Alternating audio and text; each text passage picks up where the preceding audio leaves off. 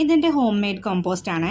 ഗാർഡനിൽ നിന്ന് അടിച്ചു വരുന്ന കരിയില, പ്രൂൺ ചെയ്ത് കളയുന്ന ബ്രാഞ്ചസ്, ഇലകൾ, ഒരു ചെടിയുടെ ഗ്രോയിങ് സീസൺ കഴിഞ്ഞു കഴിഞ്ഞാൽ അത് നമ്മൾ പറിച്ചു കളയുമല്ലോ, അതിന്റെ വേസ്റ്റ്, പിന്നെ അടുക്കളയിൽ നിന്നുള്ള പച്ചക്കറി വേസ്റ്റ്, മുട്ടത്തോട്, അങ്ങനെയുള്ള എല്ലാ വേസ്റ്റുകളും ഈ ഒരു പഴയ പെയിന്റ് ബക്കറ്റിലിട്ട് അടച്ചു വെക്കും. ഇതിപ്പോ ഒരു 5-6 മാസമായി കാണും കേട്ടോ.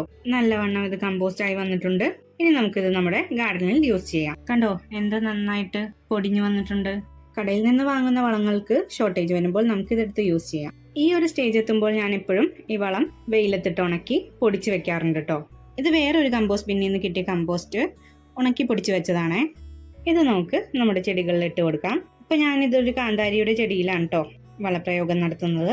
വളമിട്ട് കൊടുത്ത് മണ്ണുമായിട്ട് നന്നായി മിക്സ് ചെയ്ത് വെള്ളം ഒഴിച്ചു കൊടുക്കണം. ഇതൊരു കണ്ടെയ്നർ മാത്രം ഞാൻ കാണിച്ചുള്ളൂ, പക്ഷെ ഇതുപോലെ 3 കണ്ടെയ്നേഴ്സ് ഉണ്ട് കേട്ടോ. നിങ്ങൾ ഇതുപോലെ ഇതുവരെ ട്രൈ ചെയ്ത് നോക്കിയിട്ടില്ല എങ്കിൽ ട്രൈ ചെയ്ത് നോക്കൂ.